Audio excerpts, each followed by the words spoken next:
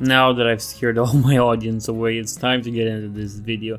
And I want to talk about Loyalist chapters, of course, nice 40k video lore.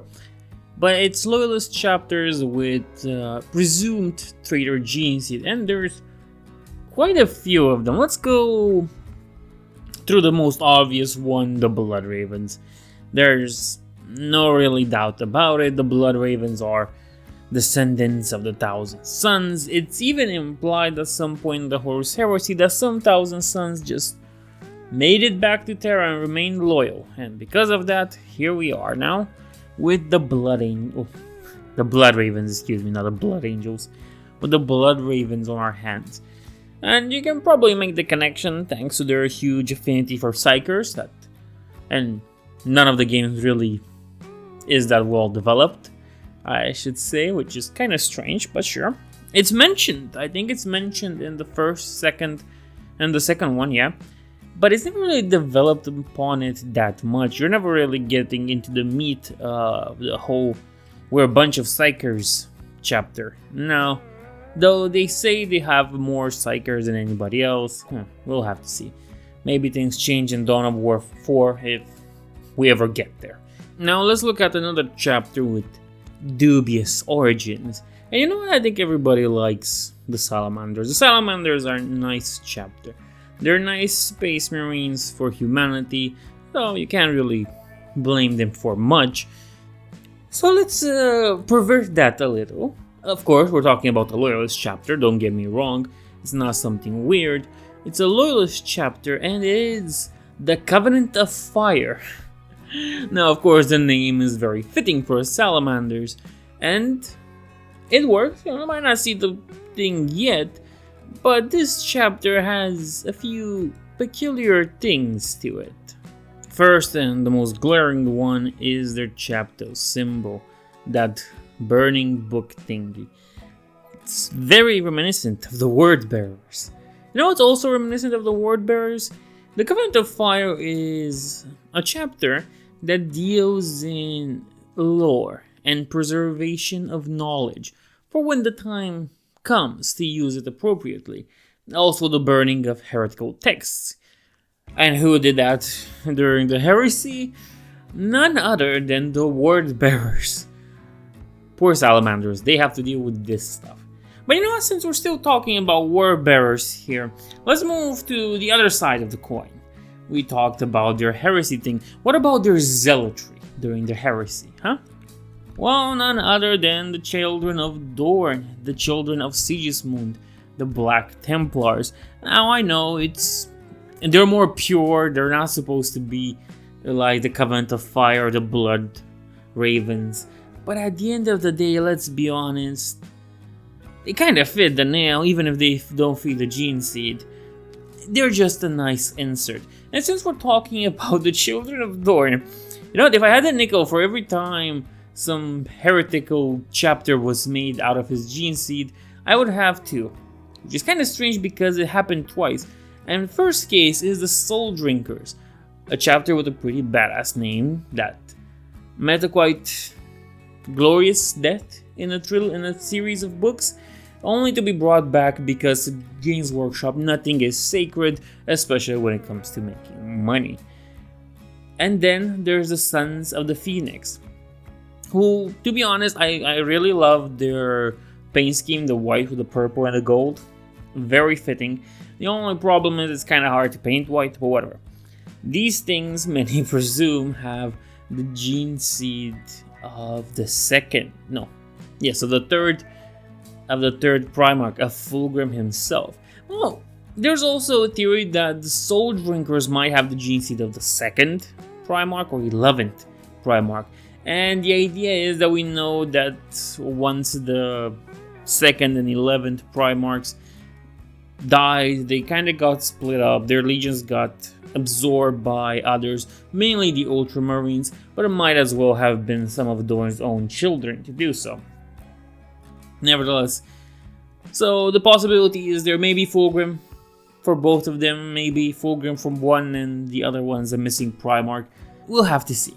I don't think many people like Iron Warriors, which is kind of sad. Iron Bros deserve better. Presumably, the Silver Skulls are successors from the Iron Warriors' gene seed, and that may be reflected in their colors, in their badge. And I understand an interview that was done by one of the Black Library authors that wrote about them, but like all the other cases, it might as well just be a mystery for mystery's sake, and we're just making up things. But it's fun to do that, why not? Well, let's move to another interesting thing, and this time we're going to talk about the space sharks, the Carcodons. And the Carcodons are a mixed bag. I see many people refer to them as either Night Lords or Word Eaters, successors at the end of the day that come from one of those. But here's the thing, the Carcodons have a relationship with the Ashen Claws. The Ashen Claws are Raven Guard, are of the Raven Guard gene seed. And the Ashen Claws also raided a bunch of Night Lords gene seed. Here's like 2 book examples that I could find. Now you have to understand, Baelshar is the Reaper Prime of the Carcodon's 3rd company. Yes, that means captain. Nev is the chapter master of the Ashen Claws. So let's begin with this. Now they have context. We can change that. We can preserve your legacy if you show us that it is something worth saving. Enough of this, barked one of the other Space Marines at the high table, rising so fast that his chair clattered back. This traitor-born scum has gone too far. Sit down, Brother Tantius, snapped a voice. The command did not come from Nev, but from the human woman sitting beside him. She glared at the Space Marine who had risen. The Ashen Claw glanced at his chapter master, but Nev's black eyes hadn't left Shar's. After a moment, Tantius retrieved his seat. Reaper Prime, the woman said, looking back at Shar. Continue. Shar glanced at her for a moment and then nodded his head in thanks. We bring more than just bolters and power armor, he said. We bring the genetic legacy of your ancestors. Not much, for we have little enough to spare as it is, but it is pure. You have not contaminated with your disgusting breed? Nev demanded. No, I have full details as well as readouts covering the rest of our offerings available as part of a data burst package. So we can see that poor Carcodons are referred to as traitor-born scum, which means some of them might have that bad juju gene seed. But it's not only here, there's also some interesting thing in Red Tide where we have the exchange between Bargul, a demon, and somebody else. Beneath the surface, Bargul said. The demon's voice was distant, as though carried on a faint night wind. Others are coming to claim him. They must not succeed. Others? The hunters in the void. Your lost brothers. That means nothing to me. Do not speak in your senseless riddles, demon. The pale nomad and the rest of his mongrel exiled kin. You have seen him with your foresight. You will know them when he arrives. Find the boy before he does. Now, what he's referring here to as the Pale Nomad sounds like a cool name and something surely a Night Lord would have. I mean, they have cool names like the Prince of Crows and stuff like that. But no, the Pale Nomad is Te Kahurangi, which is the current Chief Librarian of the Carcodons chapter, who might be even older than Dante. Here's the thing. This guy has a brother, Tangata Manu. And Tagata Manu was on a quest to recover a chapter relic, the Dark Glass, for over 1,455 years. Yeah, the current chief librarian of the Carcodons, Te Kahurangi, whatever, is older than him. Which might not mean much, to be honest, but it's gonna be enough, I say.